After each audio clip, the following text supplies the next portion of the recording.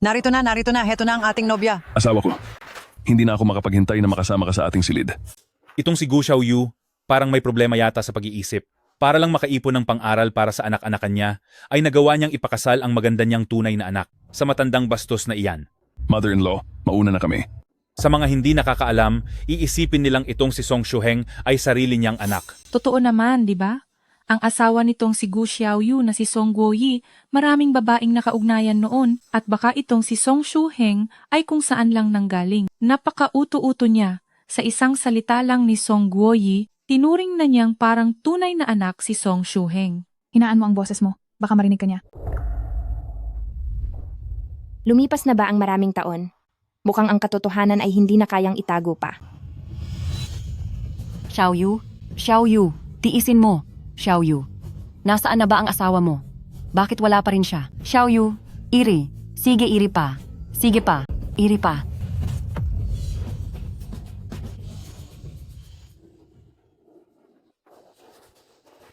Guoyi, nasaan ka ba nang galing nitong nakaraan? Nanganak ako pero wala ka. Nabalitaan ko, na babae pala ang isinilang mo. Ilang henerasyon na kaming laging lalaki ang anak. Gusto mo bang mawala ang angkan ng pamilyang Song? Kung ganoon, kanino itong bata? Napulot ko lang siya sa daan. Kahit hindi natin siya tunay na anak, ang mahalaga ay isa siyang lalaki. Palakihin mo siya mula ngayon. Kapag lumaki na siya, siya ang mag-aalaga sa atin hanggang sa huli. Ano? Ayaw mo ba? Siyempre payag ako. Huwag kang mag-alala, ituturing ko ang batang iyan na parang tunay na anak sa hinaharap. Mabuti kung ganoon. Ang bait talaga ng asawa ko. Kumusta? Naibigay mo na ba ang bata sa asawa mo? Hindi ba siya naghinala? Isang babaeng probinsyano lang iyon, wala pa siyang pinag-aralan, ano namang hihinalain niya? Huwag kang mag-alala. Song Guoyi, huwag kang mag-alala. Pangako sa'yo, gaano man kahirap ang buhay, aalagaan at palalakihin ko ang batang ito ng maayos. Shuyi, napakaganda nito. Uminom ka pa ng marami para lumaki ka agad. Naku, Auntie Liu, ilang beses ko na bang sasabihin sa inyo, ang gatas na ito ay para kay Shuheng. Shuyi, gumawa ka na lang ng kahit anong lugaw at ipakain mo sa kanya. Xiaoyu, ano bang sinasabi mo? Kahit na lalaki itong si Shuheng, ampon lang naman siya, bakit mas mahal mo pa siya kaysa sa sarili mong anak? Magkaiba iyon. Ang batang ito ay ibinigay sa akin ni Guoyi, nangako ako sa kanya na palalakihin ko siyang mabuti. Xiaoyu, ano bang pinagsasabi mo? Sinasabi ng lahat, ang ampon na batang iyan ay anak ni Guoyi sa ibang babae. Auntie Liu, anong kalokohan na naman ang kinukwento mo sa asawa ko? Huwag kang magsasalita sa likod ko ng kung ano-anong kasinungalingan. Tama ang ginagawa mo. Asawa ko, mag-aasawa rin naman ang babaeng ito balang araw, alagaan mo lang siya ng simple. Ang mga espesyal na pagkain, dapat nating itira para sa ating anak na lalaki. Ate, dahil pinapalaki mo ang bata, kampante kami ni Kuya Guoyi. Guoyi, hindi ba't sabi mo nitong nakaraang mga araw pupunta ka sa probinsya para sa trabaho? Bakit ang aga mong bumalik? Ganito iyon, nagbigay ang probinsya ng iilang slot para makabalik sa lungsod at ang slot mo ay inilipat ko na kay Xuan, kailangan ko na lang ng pirma mo dito para sumang-ayon. Song Guoyi, ang mga slot na iyon sa pagbabalik sa lungsod, kakaunti lang kada taon. Pinaghirapan ito ni Xiaoyu ng husto at nagbigay ng dangal sa ating grupo bago niya nakuha ang slot na ito. Bakit niya naman ibibigay sa babaeng iyan? Anak ng mayamang pamilya sa lungsod si Xuan, ang pangangatawan niya ay mas maselan kaysa kay Xiaoyu, hindi niya kayang magtiis sa hirap. Xiaoyu, maraming taon na kayong magkaibigan ni Xuan, parang tunay na magkapatid, matitiis mo ba siya? Tama ka. Sige. Sumasang-ayon akong ibigay ang slot kay Xuan. Xiaoyu,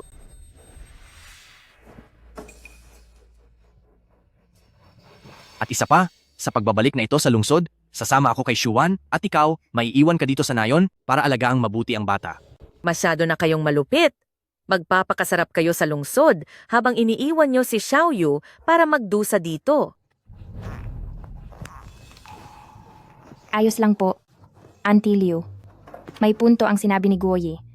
Bumalik na kayo ni Xuan sa lungsod at may iwan na lang ako dito sa nayon. Huwag kayong mag-alala. Mananatili ako dito ng maayos at hindi ko kayo guguluhin. Sige, dahil napag-usapan na natin ang lahat, aalis na kami. Xiaoyu, siguraduhin mong alagaan mo nang mabuti ang anak namin. Huwag mo siyang pababayaan. Sister Yu, nagpapasalamat kami ni Kuya Guoyi sa iyo. Xiaoyu, ikaw, bakit ang laki mong tanga? Hindi mo ba nakita na may lihim silang pagtitinginan? Auntie Liu, hindi ako tanga. Alam ko ang ginagawa ko. At malinaw sa akin ang lahat. May asawa ka na. Bakit mo pa ako pinupuntahan dito? Mahal ko, kami ni Gu Xiaoyu, nagkaroon lang ng kasalan, pero wala kaming dokumento. Pinakasalan ko lang siya. Para lang sa pagkakataon na makabalik ako sa syudad. Nandidiri ako sa mga probinsya ng gaya niya. Maghintay lang tayo. Kapag nakuha ko na ang permiso para makabalik tayong dalawa sa lungsod, iiwan ko na siya agad. Pero, ang tiyan ko ngayon. Kapag nalaman ng lahat ang tungkol sa relasyon nating dalawa, siguradong katapusan na natin. Hinding-hindi na tayo makakabalik sa syudad habang buhay. Huwag kang mag-alala. May naisip na akong paraan. Halos magkasabay ang araw ng panganganak niyo ni Gu Xiaoyu. Pagkapanganak ng batang ito, hahayaan nating ang probinsya ng iyon ang magpalaki sa anak natin, ayos ba? Taga-bukid naman siya, pareho lang naman ang magpalaki ng isa o dalawang bata. Sigurado ka bang uubra ang paraan na ito? Sasabihin ko na napulot ko lang ang bata, siguradong papayag siya. Kapag lumaki na ang anak natin sa pangangalaga niya, tsaka natin siya kukunin pabalik? Hindi ba't ito ang pinakamagandang solusyon? Xiaoyu, may alam ka ba sa mga nangyayari? Auntie Liu, gumawa ka ng paraan para makahanap pa ng mas maraming gatas. Gusto kong lumaking mabilis si Shu Heng. Hihintayin ko ang araw. Kung kailan kukunin siya ng tunay niyang ama.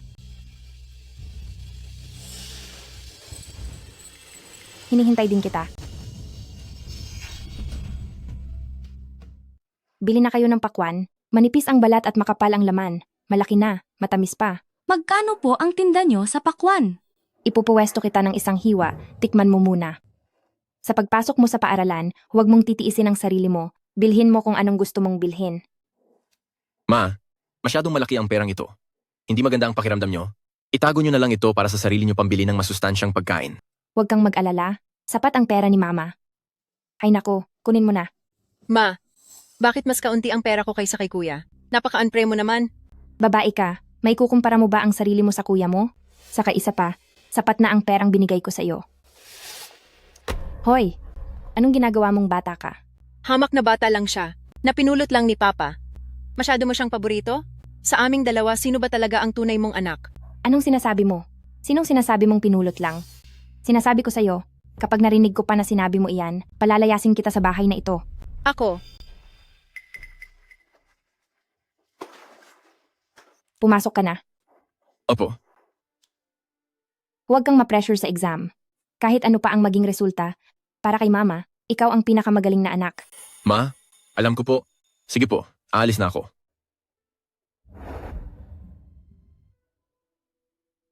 Anak, ayusin mo ang pagsusulit mo. Hihintayin kita rito sa bahay. Opo, hintayin nyo ang pag-uwi ko.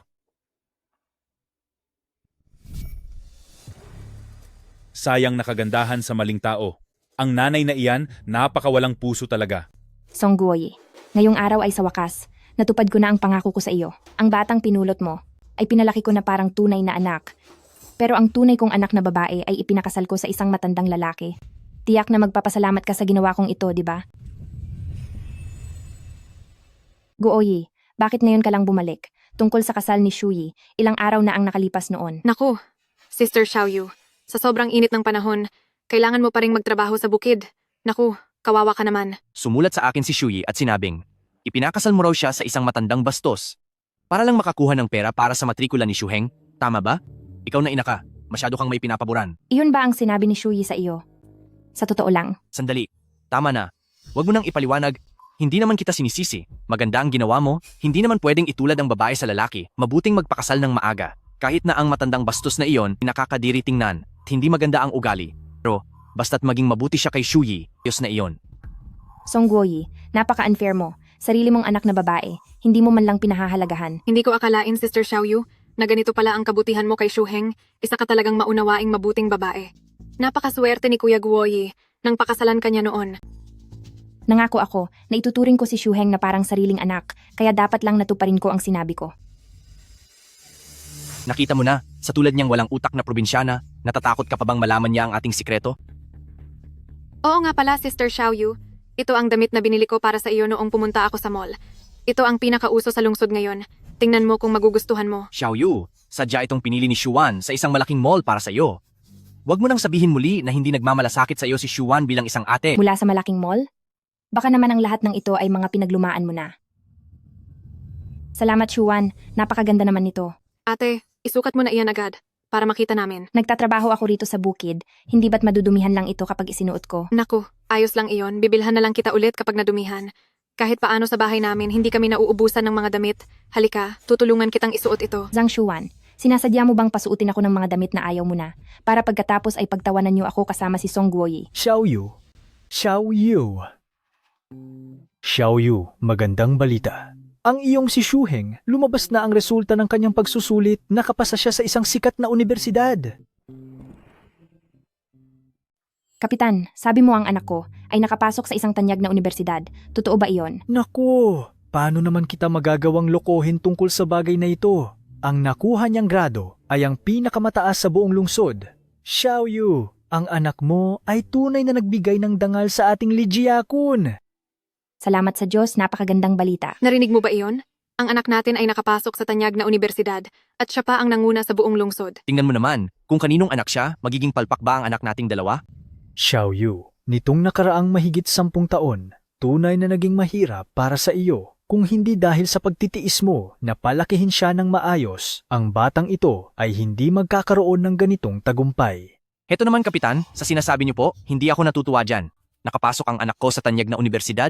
Anong kinalaman ni Gu Xiaoyu sa tagumpay na iyon? Nagpapatunay lang ito na ako? O ang anak namin ay sadyang matalino? Si Gu Xiaoyu araw-araw ay puro pagluluto at gawaing bukid lang ang alam? Anong ambag niya rito? Ang lakas ng loob mo na hamakin si Xiaoyu? Nitong mahigit 10 taon, si Xiaoyu lang ang mag-isang nag-alaga sa 2 bata rito sa probinsya. Kailan ka ba huling umuwi sa inyo? Kapitan, wag mo na po siyang sisihin. Ano pa man ang mangyari, siya pa rin ang ama ni Shuheng. At isa pa, nitong mga nakaraang taon, nagpapadala rin siya ng pera para kay Shuheng. Xiaoyu, kung ganoon, ay sige na. Dahil naging matagumpay naman ang bata, hindi ko na ito uungay kitin pa. Xiaoyu, tunay kang hanga-hanga. Nakapagpalaki ka ng isang propesyonal. Ngunit ang batang ito, sana kung siya ay tunay mong anak, ay mas mainam pa. Kapitan, nasabi ko na po ito dati. Itinuturing ko si Shuheng bilang sarili kong anak. Anak mo talaga siya? Sa tingin mo karapat-dapat ka? Siya nga pala, Village Chief. May hihingin sana akong pabor sa iyo. Balak ko kasing bigyan ang anak ko ng isang ingranding salusalo para sa kanyang pag-aaral para ipagdiwang na ang pamilyang Song ay nagkaroon na ng isang college student. Sa oras na iyon, pakisuyo namang imbitahin po ang buong nayon. Tama, Village Chief. Tama ang sinabi ni Guoyi. Dahil si Shuheng ang kauna-unahan na college student sa ating nayon, hayaang magsaya po ng husto ang ating mga kababayan. Sige po. Sa wakas ay makakasama na rin natin ang ating anak. Ang araw na ito, mahigit 10 taon ko itong hinintay. Huwag kang magmadali. Magtiis ka pa ng ilang araw. Pagdating ng mismong araw ng salo-salo, pagtatagpuin ko na kayong mag-ina. Tayo na. Hoy, Guoyi, sa araw ng salo-salo, mayroon akong regalo na ibibigay sa iyo. Regalo? Anong regalo? Huwag kang masyadong excited. Malalaman mo rin pagdating ng araw na iyon.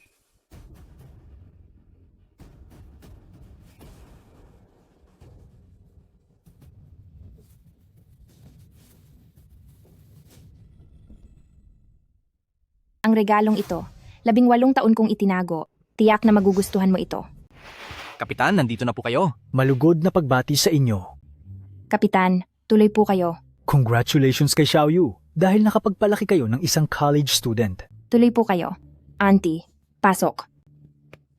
Aba, anak ko, Pasok anak. ka na, pasok na dali. Talagang binibigyan mo kami ng dangal, anak.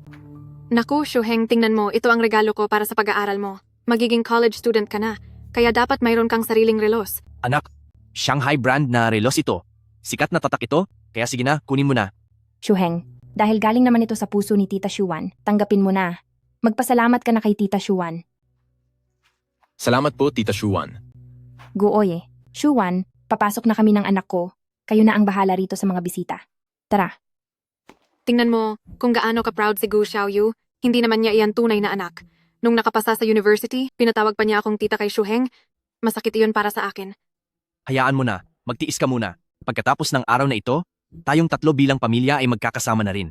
Sa oras na iyon, titingnan ko lang kung si Gu Xiaoyu ay makakangiti pa. Maraming salamat po sa inyong lahat mga kababayan sa pagpunta sa pagtitipon para sa pag-aaral ng aking anak. Maraming salamat po, maraming salamat. Magaling. Ngayong tayo ay sama-samang nagdiriwang Gamitin ko na rin ang pagkakataong ito, bukod sa ang aking anak ay nakapasok sa isang kilalang universidad, ay mayroon pa akong isang magandang balita na gustong sabihin sa inyong lahat. Ang balitang ito, higit pa sa pagkakatanggap ng aking anak sa kolehiyo, ang tunay na nagpapasaya sa akin. Mayroon pa kaming isang magandang balita. Itong pamilya-pamilyang Song kamakailan ay talaga namang sunod-sunod ang swerte. Alam ko na yan. Alam ko na. Kanina ko pa nahulaan ang magandang balitang yan. Siguradong isasama na ni Guoyi ang kanyang asawa sa lungsod para guminhawa na ang buhay. Kung sa bagay, sa nagdaang ilang dekada ng asawa mo ay nagpakahirap siya para mapalaki si Shuheng, hindi ito madali. Hindi ba tama ang sinasabi ko? Tama ka riyan, itong si Xiaoyu. Sa sariling sikap ay nakapagpalaki ng isang matalinong estudyante. Siya ang tunay na tagumpay ng inyong pamilya-pamilyang Song. Huwag muna kayong magkamali ng akala, ang tungkol sa bagay na ito ay walang kinalaman kay Gu Xiaoyu. Kung ganoon, ano ba yon? Sabihin mo na agad sa amin. Bilisan mo na. Guoye, sabi mo ang magandang balitang ito ay walang kinalaman sa akin. Imposible kaya na may kinalaman ito kay Jiang Shuwan? Tama ka dyan? Ang magandang balita ay, makalipas ang 18 taon, nahanap ko na sa wakas ang tunay na ina ni Shuheng. Ngayon, inimbitahan ko rin siya rito para makita na ni Shuheng at makilala ang kanyang tunay na ina. Song Guoye, alam ko ngayong araw mo ibubunyag ang lihim na ito. Matagal ko ring hinintay ang araw na ito. Song Guoyi, sa selebrasyon ni Shuheng ngayon, bakit mo sa amin sinasabi ang bagay na ito? Anong balak mo? Kung ang tunay na ina ni Shuheng ay nawala ng 18 taon, bakit kailangan ngayon pa siya magpakita? Hindi ba't malinaw na gusto niya lang makinabang sa pinaghirapan ng iba? Totoo yan. Tama ang sinabi ni Village Chief, si Xiaoyu sa loob ng maraming taon ay nagpakahirap na palakihin ang bata, kitang-kita nating lahat yon. Ikaw na ama ay hindi tumulong, nagtatago ka lang sa lungsod para magpakasarap, tapos ngayon, hahanapin mo ang tunay na ina ni Shuheng para agawin ang anak kay Xiaoyu. Ano ba talaga ang balak mo? Tama. Tumahimik po ang lahat? Tumahimik po kayo? Alam ko po na si Gu Xiaoyu ay nag-alaga sa bata ng maraming taon, alam kong napakahirap niyon. Bilang tunay na ama ni Shuheng, sinisisi ko rin ang sarili ko. Pero isipin niyo po, ang isang ina na nawalan ng sariling anak, napakaawa niya naman po. Kaya sa loob ng maraming taon, ay patuloy akong naghahanap. Hanggang itong mga nakaraang araw, nahanap ko na sa wakas ang tunay na ina ni Shuheng. Maraming taon mong hindi nahanap, tapos ngayon mo lang nakita? Mayroon bang ganoon katiyempong pangyayari? Oo nga, tama. Hoy, kayo naman. Village Chief, mga kanayon, huwag po muna kayong mabigla. Kahit hindi ko tunay na anak si Shuheng, sa puso ko, siya ay sarili kong anak, hindi ko rin kayang mawalay sa kanya. Pero, hindi ito patas sa bata. Dahil si Shuheng ay may karapatang malaman ang kanyang pinagmulan. Tsaka, gusto ko ring malaman kung sino ba talaga ang tunay na ina ni Shuheng. Sige na. Dahil si Xiaoyu na ang nagsabi, huwag na nating palakihin ang gulo. Ergo, pumunta ka sa labas at tawagin mo rito ang tunay na ina ni Shuheng. Hindi na kailangang tawagin. Nandito na siya. Ano? Nandito? Sino ba siya?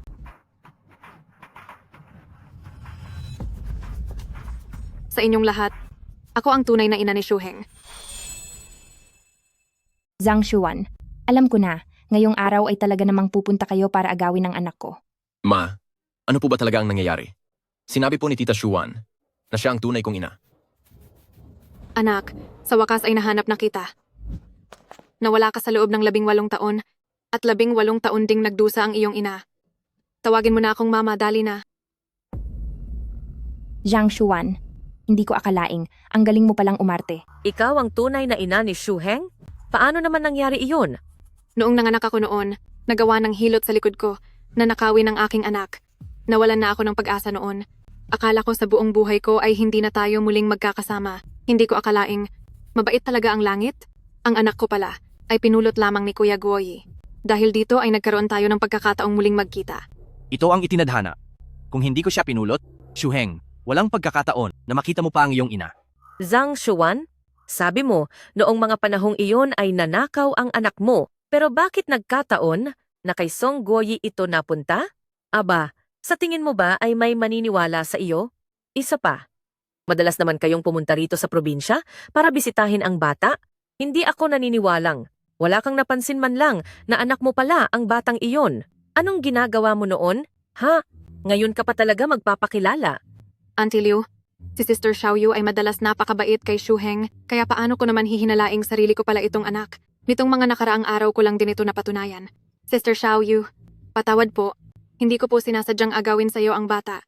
Pero sa huli, ako pa rin naman ang tunay na ina ng bata. Jiang Shuwan, sabi mo na si Shu Heng ay ang tunay mong anak. May ebidensya ka ba? Ebidensya.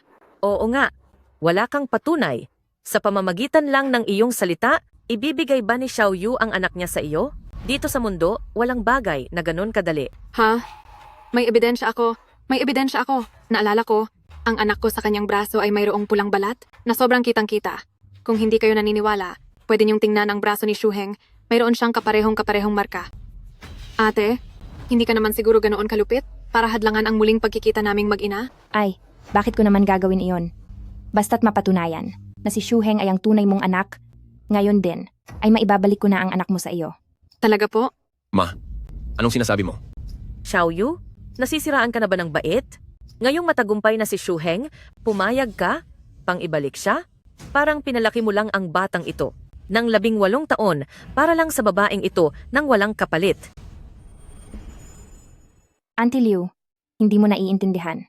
Si Shuwan ang pinakamatalik kong kaibigan, hinayaan niya akong alagaan ang anak niya. Kung mayroon man talaga siyang mabigat na dahilan, maiintindihan ko naman siya. Oh, tama siya. Talaga namang makatarungan mag-isip si Xiaoyu.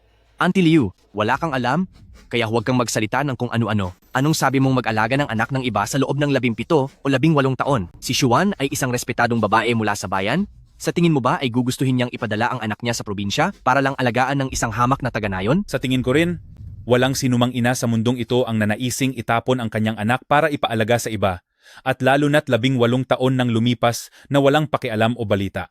Siguro, totoo nga ito. Tama-tama, ang ilang taong hindi pa nagiging ina ay hindi alam ang pakiramdam ng isang magulang. Naniniwala ako sa sinabi ni Shuwan na si Shu Heng ay tunay niya talagang anak.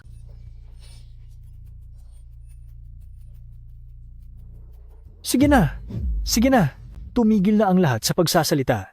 Dahil ang usaping ito ay nalaman na ng lahat, maituturing na rin itong muling pagkikita at isa itong masayang balita. Subalit kanino natitira ang bata ngayon? Sa tunay ba niyang ina o sa kinalakihang ina? Kailangan pa bang itanong, yan? Tunay na anak ni Shuwan si Shu Heng. Kaya siyempre sa tunay niyang ina siya dapat tumira. Kahit pa sobrang lungkot namin ni Xiaoyu, hindi namin maaaring hadlangan ang pagsasama ng mag-ina. Tama ako, di ba, Xiaoyu? May punto ka. Nagpalaki lang naman ako sa kanya, kaya hindi ko nga dapat... Xiaoyu, Kaya nga, napag-usapan na namin ni Shuwan, pagkatapos ng handaang ito para sa pag-aaral, isasama namin si Shu Heng at sama-sama kaming maninirahan sa lungsod. Teka muna, ano ang sinabi mo? Kayong dalawa isasama si Shu Heng na manirahan sa lungsod? Ano ang ibig mong sabihin? Pagbabalik ng mag-ina yan, ano ang kinalaman mo doon? Ganito kasi yan, kahit paano, ako pa rin ang kinagis ng ama ni Shu Heng. Sa tagal ng panahon naming pagsasama, hindi ganoon kadaling basta na lang iwanan ng lahat. At nag-aalala rin ako na baka hindi makapag-adjust si Shu Heng sa lungsod. Kaya naman, sasama muna ako doon ng ilang taon para dahan-dahan siyang masanay. ang ibig mong sabihin ay iiwan mo si Xiaoyu dito sa nayon habang ikaw at si Jiang Shuwan ay kasama si Shu Heng sa lungsod para magpakasasa. Pakinggan mo nga ang sinasabi mo, matino ka pa ba? Hindi naman sa ayaw kong isama si Xiaoyu, pero isang taga-nayon lang si Xiaoyu. Kapag nakarating siya sa lungsod, pagtatawanan lang siya ng mga tao. Para rin naman ito sa ikabubuti niya. Anong ikabubuti ni Xiaoyu? Akala mo ba hindi namin alam? Kayong dalawa sa lungsod ay matagal na palang may relasyon at naglolokohan. Xiaoyu, bakit wala kang kibo? Hahayaan mo na lang ba talaga silang dalawa na isama si Shu Heng sa lungsod? Guoyi, kung para ito sa ikabubuti ni Shu Heng, ang pagsama mo sa kanya ay tila natural at tama lang. Pero nagtataka lang ako, dahil itong si Jiang Shuwan ay ang tunay na ina ni Shu Heng, siguradong ang tunay na ama niya, ay nandoon din sa lungsod. Bakit ka sasama para bantayan sila? Anong katatawanan ito? O baka naman, ang tunay na ama ni Shu Heng ay walang iba kundi ikaw? May nalalaman ba ang babaeng ito? Song Guoyi, tingnan natin kung hanggang kailan ka pa magpapanggap. Ngayong araw ay ibubunyag ko na ang katotohanang ibinaon ko sa puso ko sa loob ng 18 taon. Sa oras na iyon, ang itsura ng mukha mo ay siguradong magiging kapana-panabik.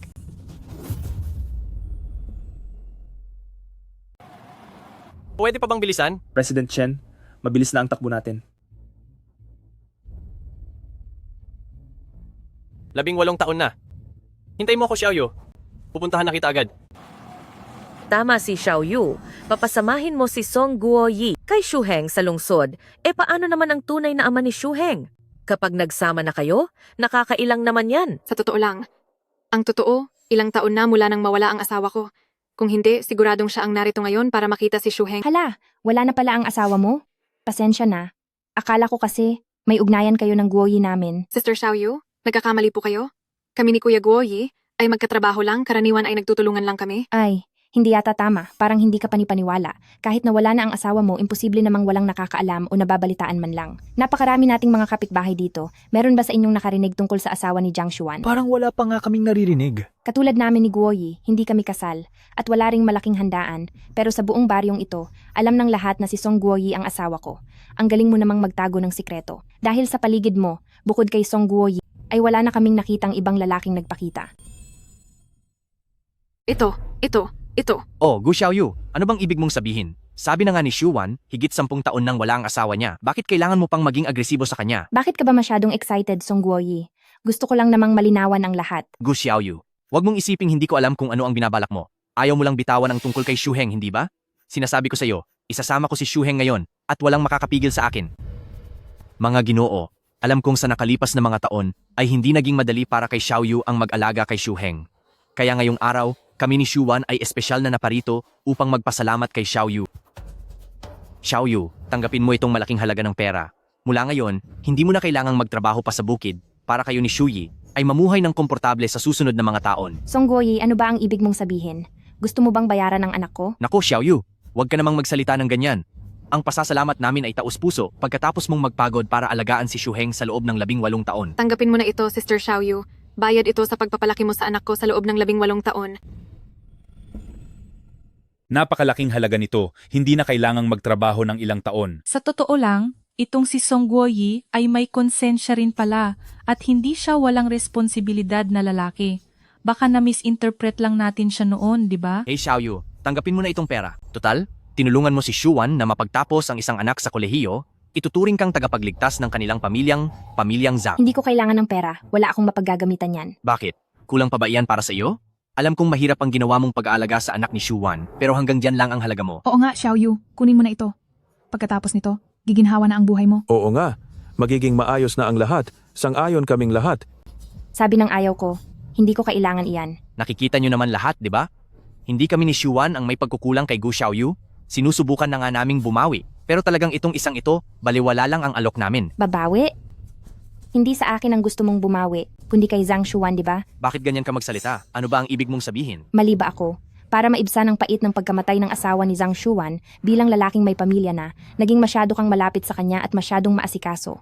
Gusto ko sanang tanungin sa iyo, pamilya ni na Jiang Xuan, ano ba talaga ang papel mo sa kanila? Sa paghahanap ni Zhang Xuan sa kaanak niya, masyado kang mabilis kumilos, daig mo pa ang sarili niyang ina sa sobrang pagkasabik. Ilang taon na ang nakakaraan nung napansin ko na may kakaiba sa kanilang dalawa at siguradong may itinatago silang relasyon. Gu Xiaoyu, ano ba talaga ang gusto mong ipunto? Kahit insultuhin mo na ako. Huwag mo lang, sanang idamay at hiyain si Xuan.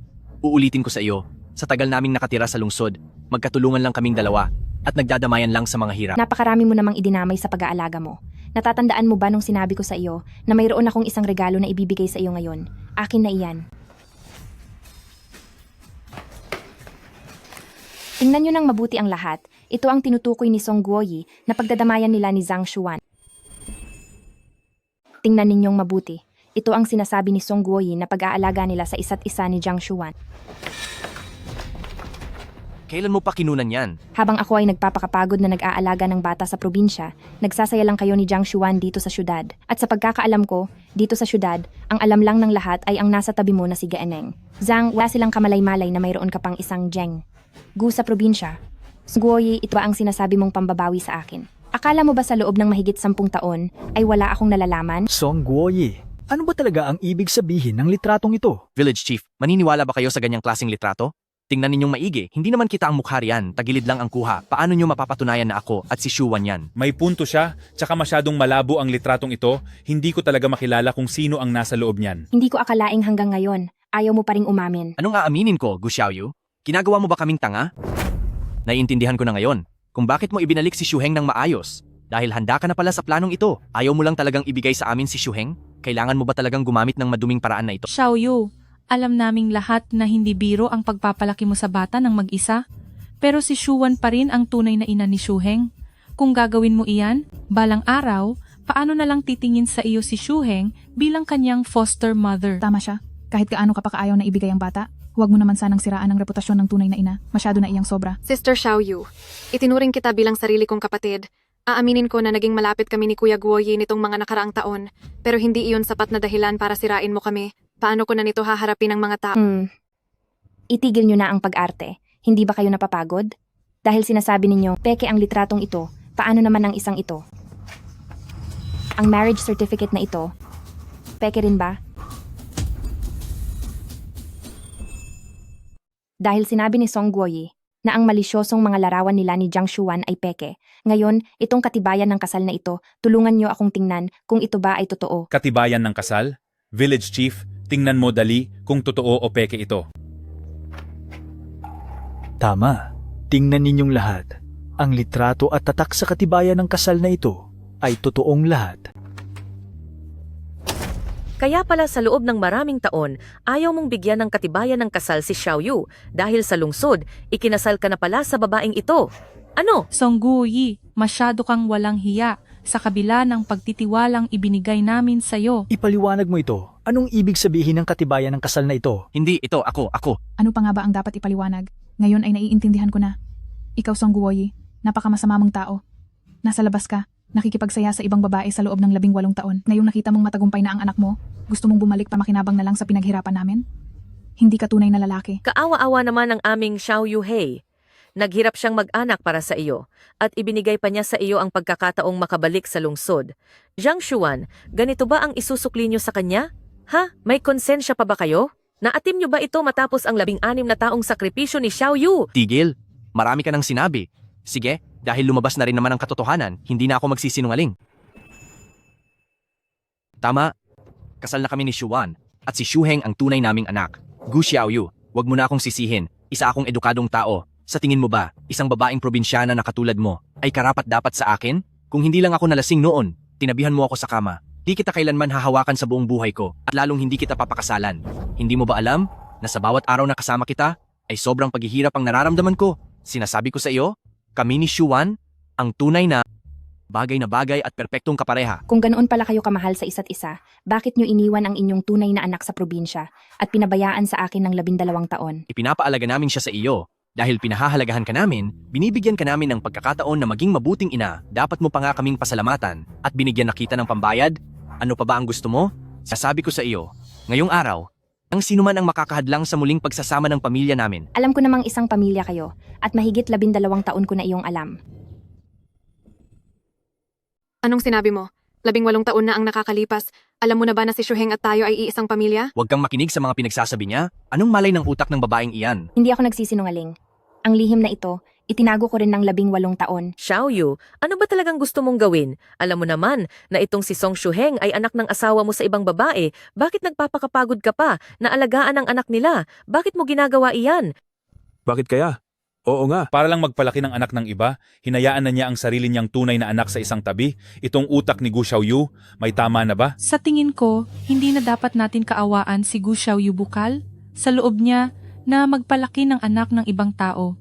Hindi ba't ang tanga lang sa mga hindi nakakaalam, akala mo ay mawawala na si Song Guoyi kapag iniwan niya ito? Xiaoyu, hindi ko akalain na ganoon katindi ang pagmamahal mo sa akin. Handa kang magpalaki ng anak namin ni Shuan. Ngayon, ang mga mabuting babaeng tulad mo ay mahirap na makita. Xiaoyu, hindi ka ba talaga nagbibiro na para sa lalaking ito ay papayag kang mag-alaga ng anak ng kabit niya? Nagtiis ka ng 18 taon. Oo nga, tama. Tama na. Auntie Leo, alam kong magkaibigan kayo ni Xiaoyu. Pero nakita mo naman, lahat ng ginagawa niya ay sarili niyang desisyon. Hindi na pwedeng isisi sa iba. Xiaoyu, talagang hindi ko akalain na ganoon ka katapat sa akin. Sige, ngayong araw ay isasama namin si Shuheng pabalik at itong si Shuyi na walang kwentang anak ay maiiwan sa iyo para mag-alaga sa iyo bilang ganti na rin sa mahabang panahon ng katapatan mo sa akin. Simula ngayon, wala na tayong kinalaman sa isa't isa at hindi na tayo muling magkikita. Song Guoyi, bakit ngayon ko lang napagtanto na ganoon pala kakapal ang mukha mo? Gusto mo lang isama si Shuheng, pero si Shuyi ay tunay mo ring anak. Talaga bang kahit kaunti ay wala kang pakialam sa kanya? Sinasabi ko sa iyo, Gu Xiaoyu, huwag mong isipin na porke nanganak ka ng anak ko ay may kinalaman ka na sa akin. Sa mundong ito, ang tinatanggap ko lang ay ang mga anak sa akin ni Shuan at wala na akong ibang kikilalanin. Hindi pwede pa. Gusto ko ring sumama sa lungsod. Hindi, kailangan ko ring pumunta sa lungsod. Ayaw kong manatili rito sa probinsya kasama ang babaeng ito. Pa, Gusto ko ring sumama sa lungsod. Nagmamakaawa ako sa iyo, parang awa mo na, isama mo ako. Gu Xiaoyu, hindi ba nailayo nakita at naipakasal? Anong ginagawa mo rito? Pa, nakikiusap ako, isama mo na ako. Hindi mo alam ang nangyari sa akin simula nang ikinasal ako. Sobrang tindi ng pangaaping dinanas ko. Pagkapasok ko pa lang sa kanila, sinasaktan at minumura na ako ng bastos na lalaking iyon. Pinagluluto, pinaglulaba at pinagtatrabaho pa ako sa bukid. Hindi ko na kayang tiisin ang hirap ng buhay na ito. Pa, parang awa mo na, isama mo na ako pa. Umalis ka rito. Pa, bakit ang laki ng paboritisismo mo? Isinasama mo lang si Song Shuheng? At wala ka nang pakialam kung mapano man ako? Ikaw? Paano mo naman mapapantayan ang paborito kong anak? May hahambing ka ba sa kanya? Wala kang kwentang anak, kung isasama kita sa lungsod, ipapahiya mo lang ako doon. Kasalanan lahat ito ng babaeng iyan. Pinilit niya akong pakasalan ang lalaking iyon para lang pambayad sa matrikula ni Song Shuheng. Kung iiwan mo ako rito sa probinsya, tiyak na papahirapan niya ako hanggang sa wala na ako pa. Kasalanan itong babaeng ito. Pinilit niya akong magpakasal sa matandang bastos para lang pambayad sa matrikula ni Song Shuheng. Kapag iniwan niyo ako rito sa probinsya, masisira ang buhay ko sa kaniya pa. Tama na, huwag ka nang magmakaawa sa kaniya. Hindi ka niya isasama sa lungsod. Sa tingin mo ba, tungkol sa pagpapakasal mo sa matandang iyon wala siyang alam? Sa isip niya, hindi ka kailanman itinuring na isang anak. Manahimik ka. Nasa ganito man akong sitwasyon. Hindi ba't lahat ng ito ay dahil sa iyo? Kung hindi ka lang sana nung una pa ay nagpatalo kay Jiang Shuwan, sa tingin mo ba habang buhay akong mananatili dito sa probinsya? Alam na alam mo na, si Song Shuheng ay anak ni Papa sa ibang babae. Pero wala kang pakialam. At pinag-aral mo pa siya sa kolehiyo, kahit na ako ang iyong totoong anak. Bakit mo ako binaliwala ng 18 taon? Bakit? Binaliwala, paborito, Song Shuyi. Mula noong bata ka pa, ang kinakain, sinusuot at ginagamit mo ay parehong-pareho sa kay Shuheng. Paano ko siya naging paborito kaysa sa iyo? Samantalang ikaw, ayaw mong mag-aral ng mabuti, palaging nakikipagbarkada sa kung sino-sino, at dahil sa maliit na halaga, ay nagpakasal ka sa matandang iyon. Anong pilit kong pigilan ka pero hindi ka nakinig? Ngayong hindi maganda ang buhay mo, at nagsisisi ka, isinisisi mo ang lahat ng iyong problema sa akin. Ipinagkakalat mo pa sa iba, na para sa maliit na dote, ay pinilit kitang magpakasal. Karapat dapat bang gawin mo iyan sa akin? Song Shuyi, napakasama mong bata. O siguro na sadyang pinabayaan mo ang sarili mo pero ang siraan ng sarili mong ina sa kung saan-saan. May konsensya ka pa ba? Sabihin na nating gahaman ka sa pera, pero ang baligtarin pa ang sarili mong ina na parang siya pa ang kumuha sa iyo para ibenta, niloko mo kaming lahat. Noong nagpakasal si Song Shuyi, sinabihan pa natin si Xiaoyu na masama siya, na parang pera lang ang habol at ipinamigay ang anak. Pero wala siyang sinabi kahit isang salita, tiniis niya lang ang lahat ng pasakit na iyon. Ngayon kapag naiisip namin, tagang nakapagsisisi. Pagsisisi talaga ang dulot ng panloloko. Ma, hindi ko sinasadyang sabihin ang mga iyon. Alam ko naman na nag-aalala ka lang sa akin. Dahil dito, bakit hindi mo po sila pakiusapan? Nahayaan na lang akong bumalik sa atin. Hinding-hindi ko na talaga kaya sa bahay ng asawa ko kahit isang araw pa. Hindi ko kayang mabuhay sa ganoong hirap. Nagmamakaawa po ako sa inyo, ma. Tama na. Noong nagpakasal ka mismong sa bibig mo nang galing, na pumapayag ka na magpakasal sa lalaking iyon at handa kang harapin ang lahat ng kahihinatnan nito. Ngayong hindi na naging maayos ang lahat, nagsisisi ka na. Ngayon ay gusto mong tumalikod na lang basta. Song Shuyi, talagang kahit konting pananagutan ay ayaw mong pasanin. Kaya mo bang tiisin na makitang ang sarili mong anak ay kinakawawa? Ina kita, hindi mo pwedeng pabayaan lang ako. Hay nako, isang walang kwentang ina at isang anak na wala nang pupuntahan. Nakakaawa talaga. Tita Shuwan, kung ayaw nyo, sa inyo na lang po ako mag-aanak. Basta isama nyo lang ako sa lungsod. Simula ngayon ay ituturing ko na kayong ina, gagawin ko po ang lahat para pagsilbihan kayo.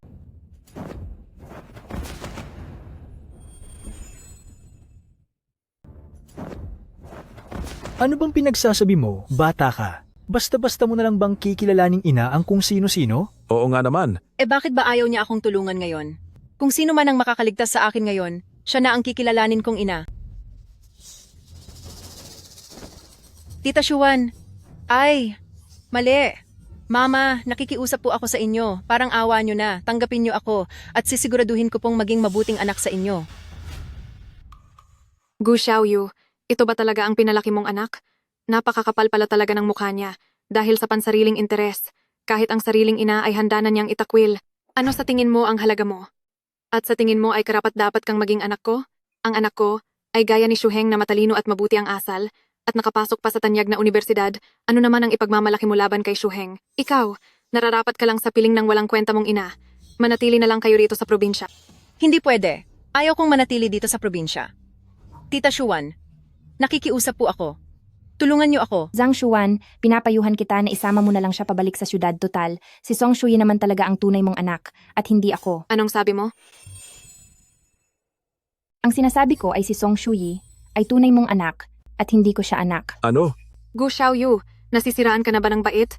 Paano namang mangyayari na si Song Shuyi ay magiging anak ko? Bakit naman hindi? Dahil sa simula pa lang ay may mali na sa inaakala nyo. Noong nanganak ka noon, hindi lalaki ang isinilang mo, kundi isang babae. Hala, Ano bang nangyayari sa iyo? Bakit kung ano-ano ang sinasabi mo? Noong nanganak si Shuwan, nandoon ako sa tabi niya. Paano namang hindi ko malalaman kung lalaki ba o babae ang lumabas? Ako mismo ang nag-abot ng bata sa iyo, kaya paano kami magkakamali? Huwag kang magsalita ng kung ano-anong kalokohan dito. Xiaoyu, alam kong hindi mo kayang mawalay kay Shuheng at para sa 2 taong ito ay may sama ka rin ng loob pero sa ganito kalaking bagay ay hindi ka dapat nagsisinungaling. Gu Xiaoyu, tingin ko ay talagang nawawala ka na sa sarili dahil sa galit sa amin. Alam kong hindi ka makapayag at gusto mong bumawi, pero hindi naman ako ganoon katanga para hindi makilala ang sarili kong anak.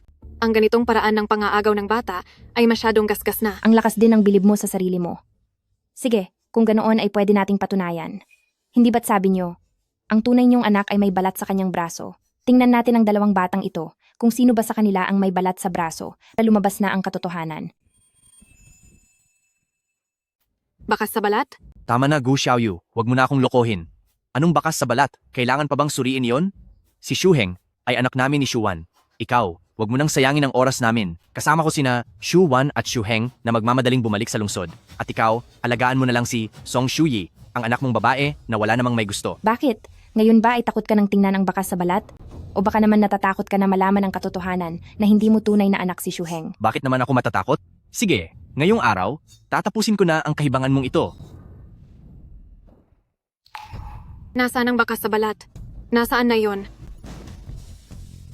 Mula noong isilang ako, wala nang bakas sa balat ang braso ko. Hindi ito maaari. Bakit nawala ang bakas sa balat? Ako ang may bakas sa balat. Ako ang inyong tunay na anak na babae.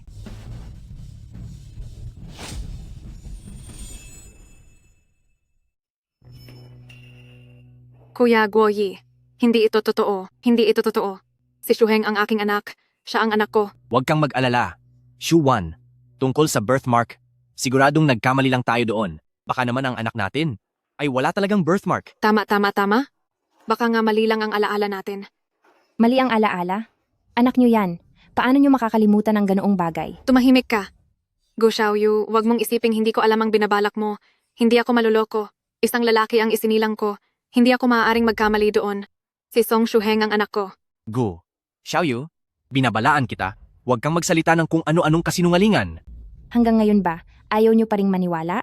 Kung ganoon, hayaan nating ang taong nagpaanak sa iyo noon, ang magpatunay sa iyo, kung ang isinilang mo ay lalaki ba o isang babae.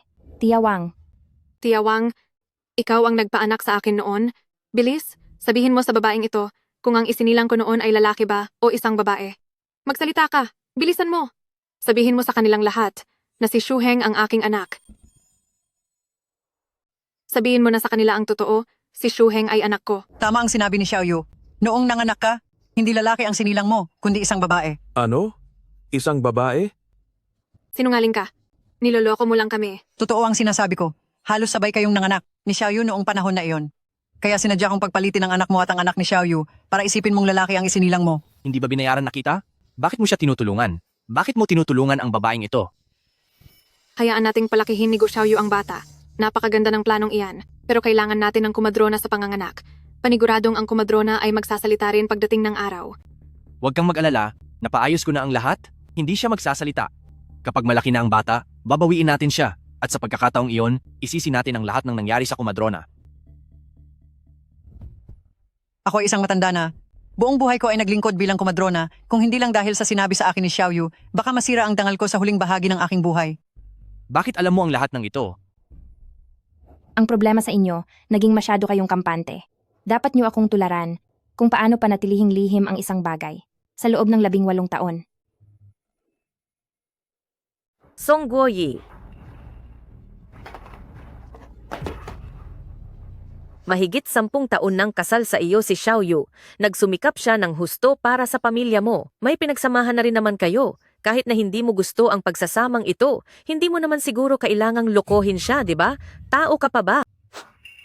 Kung hindi lang nakapaghanda si Xiaoyu, hindi natin alam kung gaano pa kalala ang gagawing paninira sa kanya ng 2 taong ito. Nararanasan nyo lang ang nararapat sa inyo. Buti nga sa inyo. Buti nga sa inyo. Kuya Guoy, hindi ito totoo. Hindi ito totoo. Si Shuheng ay anak ko. Si Shuheng ay anak ko. Alam ko na. Ikaw? Pati na rin kayong lahat? Lahat kayo ay binayaran lang ni Gu Xiaoyu, di ba? Gusto nyo lang agawin ang anak ko, hindi ba? Song Guoyi, hanggang ngayon ba ay ayaw mo pa ring maniwala? Mayroon pa akong mga ebidensya. Gusto mo bang makita? Heto. Ito ang resulta ng medikal na pagsusulit ni Shuheng. Sadya akong nagtabi ng kopya nito. Nakalagay rito ang kanyang blood type. Uri O ang kanyang dugo. Ikaw at si Jiang Xuan ay parehong mga edukadong tao. Siguro naman ay alam niyo kung ano ang ibig sabihin yan?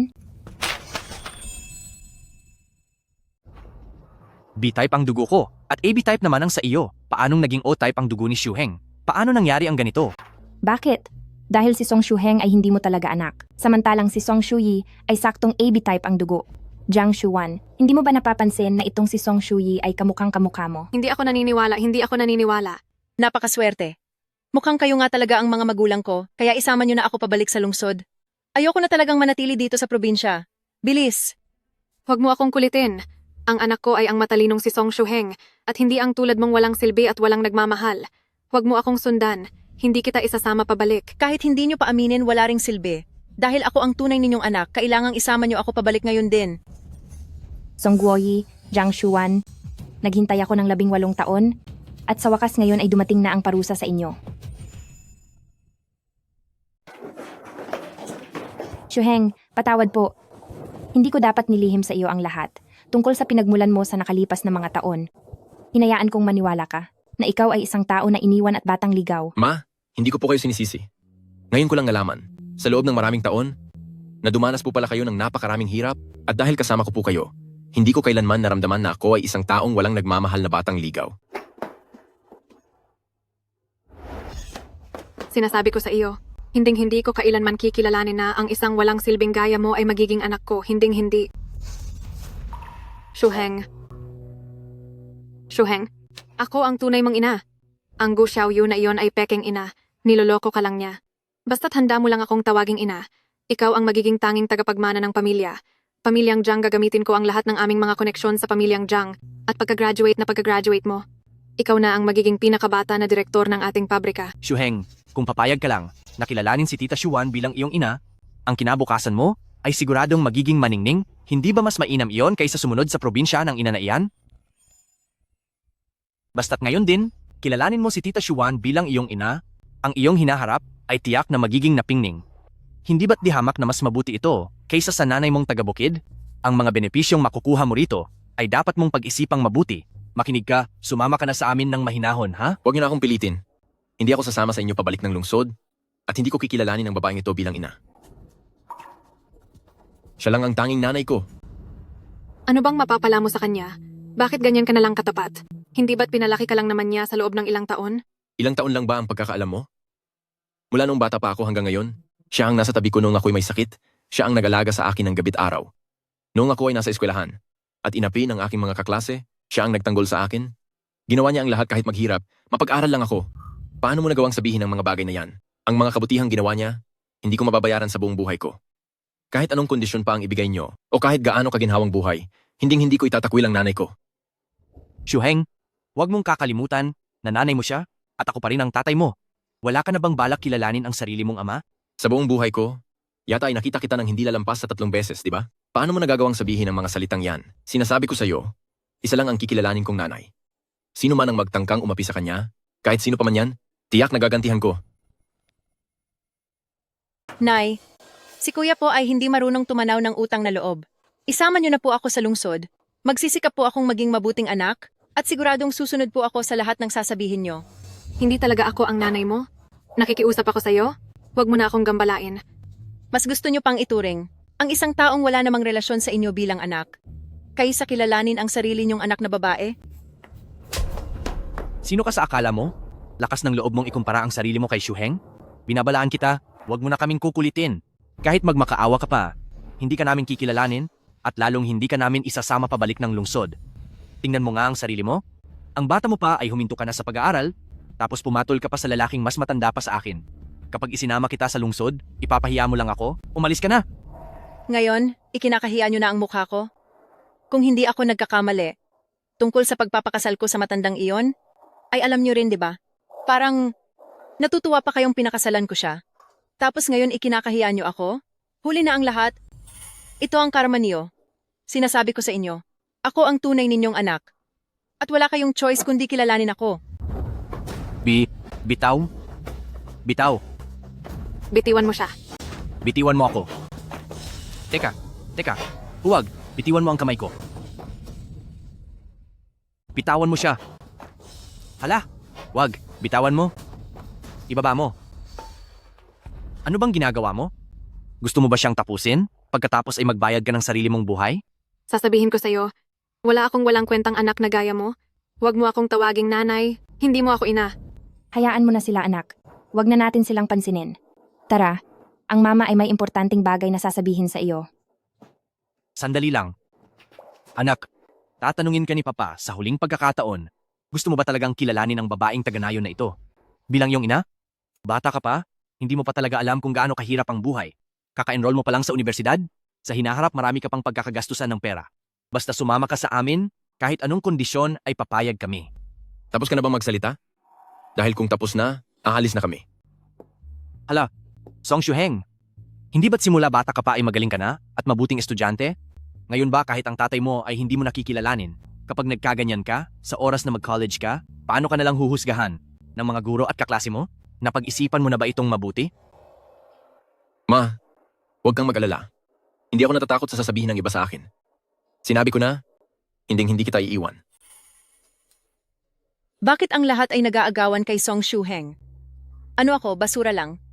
Pero sige lang, ang mga pangarap nila ay malapit ng madurog. Shuheng. Uy, Shuheng. Shuheng, anong nangyari sa iyo, Shuheng? Shuheng. Shuheng. Shuheng, anong nangyari sa iyo? Shuheng. Shuheng. Shuheng, huwag mong takutin si Mama. Shuheng. Ma, huwag kayong mag-alala. Hindi matatapos ang buhay ni Kuya. Nilagyan ko lang naman ang baso niya ng kaunting kemikal para lang maparalisado siya. Song Shuyi, ikaw ang may gawa nito? Nababaliw ka na ba? Kapatid mo iyan. Shuheng. Karapat dapat ba siya? Hindi ba't dahil lang naman sa magaling siya sa pag-aaral kaya niyo siya pinapahalagahan? Ngayong wala na siya, ako na lang ang nag-iisa ninyong anak na babae. Sige na, ipag-agawan niyo ako kung sino ang magpapaligaya sa akin. Doon ako sasama. Village Chief, bilisan mong tumawag ng magdadala kay Shuheng sa ospital. Dali. Tulungan nyo kami. Shuheng. Shuheng. Pa. Shuheng, magpakatatag ka. Ma, Shuheng, ngayon sa wakas ay ako na lang ang nag-iisang anak niyo. Isama niyo na ako. Tumawag na kayo sa pulis. Dakpin ang kriminal na ito. Bilis. Tama-tama, hulihin siya. Tama, oo, dakpin na siya agad. Bakit? Bakit kahit wala na si Song Shuheng, ayaw niyo pa rin akong tanggapin bilang tunay niyong anak? Bakit? Dali. Hindi mapapaano ang anak ko. Magiging maayos siya. Doktor, kamusta po ang anak ko? Maayos lang po ba siya? Kayo po ba ang kapamilya ng pasyente? Opo. Tabi.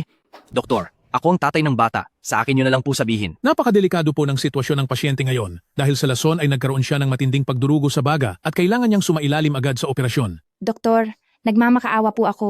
Iligtas niyo ang anak ko. 18 taong gulang pa lang siya. Huwag po kayong mag-alala, gagawin namin ang lahat. Ito po ang surgery consent form. Pakipirmahan po ito agad. Sige, pipirma ako. Jiang Shuwan, akin na ang consent form. Aba, ngayon ka pa nagmadali? Natatakot ka bang baka ang pinalaki mong magaling na estudyante sa loob ng 18 taon ay mawala na lang bigla sa harapan mo? Go Xiaoyu, ito na ang karma mo. Baliwala lahat ng mga plano mo. Sa huli ay ikaw din pala ang maiiwang mag-isa sa mundo. Jiang Shuwan, wala akong oras para makipag-away sa iyo. Ibigay mo na sa akin ang consent form. Pwede ko namang ibigay, pero kailangang pumayag ka muna sa isang kondisyon at saka ko lang ibibigay sa iyo ang dokumentong iyan. Kung hindi, panoorin mo na lang kung paano mawawala ang anak mo sa harapan mo. Nagdala tayo ng isang sasakyang puno ng mga regalo. Hindi ba masyadong agaw pansin ito? Baka makita tayo ng mga kapitbahay. At isipin nilang nagpapakitang gilas lang tayo. President Chen, hindi naman po. Kung may anak akong napakatalino, pati buong mall, ay bibilhin ko para iuwi sa bahay. Noong lumisan ako sa Ligia Village para magtayo ng sariling negosyo, hindi ko akalaing napakaraming taon na ang lumipas at hindi ko alam kung maayos ba ang buhay nila. Ngayong nakabalik na ako, gagawin ko ang lahat para bumawi sa kanila. Ibubuhos ko ang buong makakaya ko para bigyan sila ng magandang buhay. Sino po ang hinahanap nyo? Hinahanap po namin sina Gu Xiaoyu at Song Shuheng. Natatandaan ko na dito sila nakatira, di ba? Wala sila sa bahay? Balikan nyo na lang sila sa ibang araw. Ale, narinig ko na si Shuheng ay kapapasalang sa isang sikat na universidad at may ginaganap na selebrasyon, kaya paanong wala sila sa bahay? Tungkol diyan, naiinis ako kapag naaalala ko iyan. Ang ayos sana ng selebrasyon, kung hindi lang dahil sa Song Guoyi at Jiang Shuwan na iyon, pati na rin sa anak ni Xiaoyu na walang kwentang babae at nanggugulo. Hay, kaawa-awa si Shuheng, kasalukuyan pa siyang nasa ospital at sinusubukang isalba. Mukhang hindi na siya magtatagal. Anong hindi na magtatagal? Ano po ba ang nangyari rito? Sino ka ba sa buhay ni Gu Xiaoyu? Jiang Shuwan, ang anak ko ay kasalukuyang nasa loob ng operasyon. Wala akong oras para makipag-areglo sa iyo. Ibigay mo sa akin ang papel para sa operasyon. Gu Xiaoyu, ang kaligtasan ng anak mo ay nasa mga kamay ko ngayon. Pinapayuhan kitang makipagtulungan na lang dahil kapag siya ay nawala, hinding-hindi mo makukuha ang papel na ito. Sige. Ano ba ang mga kondisyon mo? Kailangan mong pumayag na itakwil ang relasyon mo bilang ina kay Song Shuheng at hayaan mo siyang sumama sa amin pabalik sa lungsod. Tsaka ko ibibigay sa iyo itong papel para sa operasyon. Ano sa tingin mo? Ganto na ang sitwasyon, pero yan pa rin ang iniisip mo? Nasa loob ngayon ng anak ko. Ibigay mo na sa akin ang kasunduan sa operasyon dahil kung hindi ay talagang mawawala na si Shuheng. Shuan, nasa loob pa rin si Song Shuheng ng operating room at nililigtas ang buhay niya. Ano kaya kung pirmahan na muna natin ang kasunduan sa operasyon para iwas sa anumang aberya? Song Guoyi, ano bang ibig mong sabihin? Natatakot ka ba na ang mga pamilyang Song nyo ay mawalan na ng tagapagmana? Hay, nagkakamali ka? Hindi yan ang ibig kong sabihin? Sinasabi ko sa iyo, Song Guoyi, total ay sira na ang buhay ng sarili kong anak. At si Song Shuheng naman, totoo ko man siyang anak o hindi, kailangang manatili siyang anak ko. Kung hindi, ay hahayaan ko na lang siyang mawala. Gu Xiaoyu, mag-isip ka ng tama, pumayag ka na agad sa mga kondisyon ko. Dahil ang buhay man o pagkawala ng anak mo ay wala namang kinalaman sa akin. Ikaw? Napirmahan na ba ang kasunduan? Ang pasyente ay wala na kahit isang minutong masasayang pa. Doktor, maaari po bang mamaya na ang pirmahan? Iligtas niyo po muna ang anak ko. Kalokohan ito. May sinusunod na patakaran ng ospital. Kapag walang pirma sa kasunduan ay hindi maaaring operahan. Bilisan nyo na. O ano na, mag-aalinlangan ka pa ba bang matagal? Sige lang, marami naman akong oras, pero ang anak mo ay wala nang gaanong oras para maghintay pa sa iyo. Sige. Pumapayag na akong maputol ang ugnayan. Bilang ina kay Song Shuheng. Walang bisa ang puro salita. Gumawa tayo ng kasulatan. Sa totoo lang, wala na akong tiwala sa iyo. Anong kasulatan? Nakusa mong puputulin ang ugnayan niyo ni Song Shuheng bilang mag-ina at ibibigay ang kanyang legal na pangangalaga. Sa amin,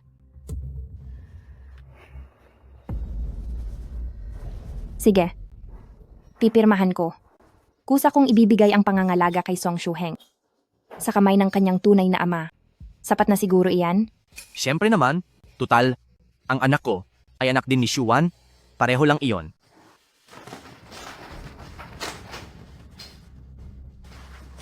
Napirmahan ko na ang kasunduan. Ngayon ay maaari mo na bang ibigay ang pirmadong pagsang-ayon para sa operasyon? ako na si Gu Xiaoyu ay kusang isasalin ang pangangalaga at karapatan sa tunay niyang ama at tuluyan ng lalayo kay Song Shuheng, puputulin ang ugnayan namin at kailanman ay hindi na muling magpapakita. Magaling. Marunong ka palang sumunod. Napirmahan ko na ang sulat. Ibigay mo na sa akin ang pagsang-ayon sa operasyon. Bilisan mo at pirmahan. Huwag mong hayaang mapahamak ang mahal kong anak. Doktor! Dali. Napirmahan ko na po. Nakikiusap po ako. Gawin niyo ang lahat para iligtas ang anak ko. Huwag po kayong mag-alala. Gagawin namin ang aming makakaya. Sige na, umalis ka na. Wala ka na dapat gawin dito. Huwag mong abalahin ang pagsasama ng pamilya namin. Nasa loob ang anak ko at hindi ko alam ang lagay niya. Tapos palalayasin mo ako? Tao ka pa ba? Ang sinasabi mo ay talaga namang nakakatawa. Ang kasunduan at ang pagsang-ayon na ito ay napirmahan mo na? Kaya bakit nakatayo ka pa rito? Si Song Shuheng ay anak ko na ngayon, hindi na siya sa iyo. Kahit anong mangyari sa kanya, wala ka nang pakialam doon. Kuya Guoyi, paalisin mo na agad ang babaeng ito. Simula ngayon tayo na ang tunay na mga magulang ni Shuheng.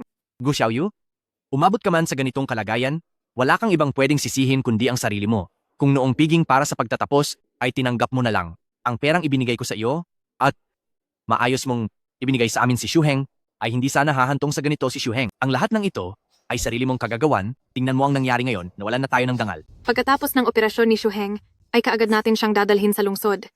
Pagkapasok niya sa universidad, tayong tatlong magkakapamilya ay lilipat na sa Beijing. Kahit kailan sa buhay mo, huwag mo nang asahan na makikita mo pa siyang muli.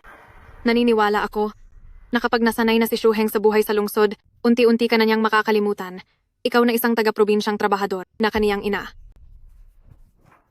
Akala niyo ba talaga ay magagawa niyong makuha sa akin si Shuheng ngayon? Sinasabi ko sa inyo, habang buhay akong mananatiling tunay na ina ni Song Shuheng. Anong ibig mong sabihin? Gu Xiaoyu, nasisiraan ka na ba ng bait? Ikaw mismo ang pumirma kanina sa kasunduang iyon. Sinasabi ko sa'yo, protektado iyan ng batas. Shuwan, pabayaan mo na siya. Ayaw lang niyang tanggapin ang totoo. Kahit ano pa ang mangyari, ang karapatan sa ating anak ay nasa mga kamay na natin. Kahit ano pang sabihin niya, sa tingin ba niya ay kaya pa niyang agawin sa atin ang anak natin? Ang pinirmahan ko ay syempre pananagutan ko. Pero pakiusap, tingnan niyo ng mabuti. Ang pinirmahan ko ay paglilipat sa tunay na ama ni Song Shuheng. Oo nga, at ako ang tunay na ama ni Shuheng. Ako ang tunay na ina ni Song Shuheng. Ngunit ang tunay na ama ni Song Shuheng ay hindi ikaw. Hoy, Gu Xiaoyu, ano ba ang mga pinagsasabi mo? Nagsasalita ka na naman ba ng kung ano-anong kalokohan? Dati, kitang-kita naman na ikaw ang gumapang sa kama ko. Hindi ako pwedeng magkamali. Si Shuheng ay anak nating dalawa. Siya ang tunay kong anak. Ako ang gumapang sa kama mo? Wala ka na talagang kahihiyan. Dati ikaw kaya itong biglang pumasok sa kwarto ko, mabuti na lang at lumaban ako, kaya hindi mo nakuha ang gusto mo. Nang gabing iyon, hindi mo man lang ako nahawakan. Hindi maaari. Imposible ito. Para lang makuha si Shuheng, gagawin mo talaga ang kahit anong panlilinlang, hinding-hindi na ako maniniwala sa kahit anong sasabihin mo. Ano pa ba ang dapat kong sabihin para lang maniwala ka na hindi ikaw ang tunay na ama ni Shuheng? Maliban na lang kung ang sinasabi mong tunay na ama na iyan ay magpakita ngayon mismo sa harap ko. Kung hindi, pawang kasinungalingan lang ang lahat at tinatakot mo lang ako. Bakit hindi ka na makapagsalita? Ipakita mo siya sa akin ngayon. Ilabas mo siya. Bilis. Gu Xiaoyu, napakakaawa mo naman. Para lang maagaw sa amin si Shuheng, handa mong itapon pati ang reputasyon at dangal mo. Bibilang ako hanggang 3, lumayas ka na rito. Kung hindi, papatulan na talaga kita.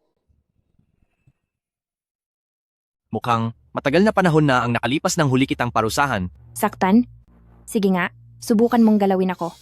At tignan natin kung matatakot ako sa iyo. Ako. Hinto! Subukan mong galawin si Xiaoyu? Yudi, dumating ka na rin sa wakas. Pasensya na, Yudi, dahil hindi ko nagawang alagaang mabuti. Ang ating anak. Hindi mo iyon kasalanan, Xiaoyu. Pasensya na kung huli na ako nang dumating. Sa loob ng 18 taon, hinayaan ko kayong mahirapan ng anak natin. Gu Xiaoyu? Anong anak? Sino ang lalaking ito? Sino siya? Sinabi ko na sa iyo kanina, siya ang asawa ko, ang tunay na ama ni Song Shuheng. Gu Xiaoyu, napakawalang hiya mo talaga. Nagawa mo akong pagtaksilan sa pamamagitan ng paggawa ng masama, kasama ang lalaking iyan. Pagtataksil? Paano mo nagawang sabihin ng ganyang salita? Isipin mong mabuti. Ang taong pinakasalan mo ay si Jiang Shuwan. Ang naging marangya at masayang kasama mo sa lungsod sa loob ng 18 taon ay si Jiang Shuwan din. Ano ang kinalaman ko sa iyo? Napakawalang hiya mo para sabihin na nagtaksil ako. Ito ay...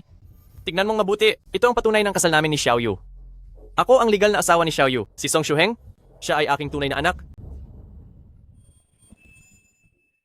Si Song Shuheng ay ang aking tunay na anak. Hindi ako naniniwala. Gu Xiaoyu, niloko mo ako sa loob ng 18 taon. Sabihin mo, kailan mo panilandi ang lalaking ito? Pinapayuhan kitang rumespeto kay Xiaoyu. Wala kang pakialam dito. Alam mo ba kung sino ako? Ang pamilya ni Pamilyang Zhang, kung saan ako napabilang, ay isa sa pinakatinitingalang pamilya sa bayang ito. Sa tingin mo, kaya mo siyang kampihan? Sa pamilyang Zhang, kilalang kilala ko sila. Dapat ay kilala mo rin ako. Ikaw ay si President Chen? Sinong President Chen? Hindi mo kilala si President Chen? Siya lang naman ay ang pinakasikat na big boss sa buong lungsod. Ang negosyo naming mga pamilyang Zhang ay dahil sa kanya. Kaya lumago ng ganito. Kapag nagalit siya, tapos na ang pamilyang Zhang. Ano? Hindi ito maaari. Ang isang big boss na tulad niya, paanong magugustuhan ang isang gaya ni Gu Xiaoyu na hamak na taga-probinsya lang? Taga-probinsya? Para sa akin, si Xiaoyu ay higit sa sinumang babae. Siya ay napakaganda at napakabait. Siya rin noon, para lang makapunta ako sa lungsod at umunlad, ay ibinigay ang sarili niyang pagkakataon sa akin. At doon nagsimula ang tagumpay ko ngayon. Kung wala si Xiaoyu, ay wala ako rito.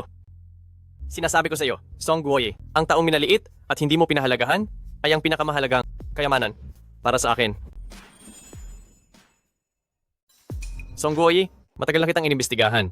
Nang babae ka at nananakit ng pamilya, pinabayaan mo ang sarili mong anak at hinayaan mo pa si Xiaoyu ang magpalaki sa anak niyo. Ang kapal din ng mukha mo. Makinig kayong mabuti. Sa loob ng 18 taon na ito, ang utang niyo kay Xiaoyu ay isa-isa kong paniningilin sa inyo. President Chen, pinilit niya lang po ako na gawin iyon, naloko lang din po ako. President Chen, nagmamakaawa po ako. Huwag niyo pong idamay ang aming pamilyang Jiang. Makikipagdiborsyo na po ako sa kanya bukas. At wala na po akong magiging koneksyon sa kanya. President Chen, Walang hiya ka. Anong sabi mo? Song Guoye, huwag kang magmalinis. Huwag mong isipin na hindi ko alam na ginamit mo lang ako para lang sa aming pamilyang Zhang.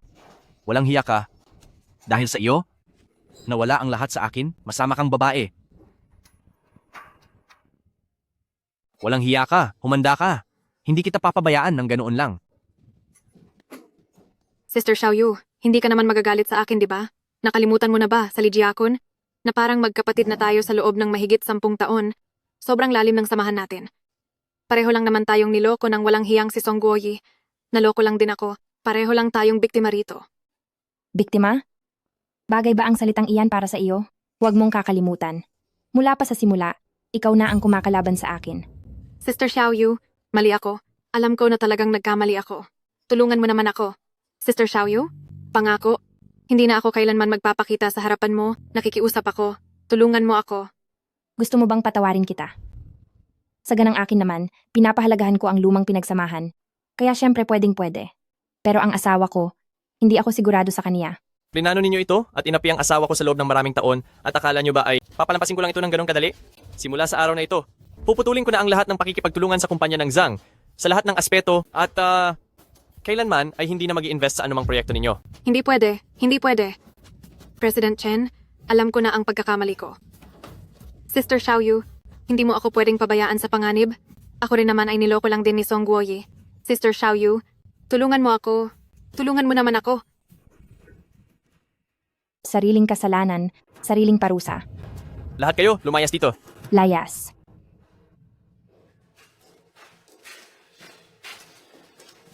Nandito ba ang mga pamilya ng pasyente? Naging matagumpay ang operasyon. Pwede na kayong pumasok para makita siya. Salamat sa Diyos. Napakagandang balita.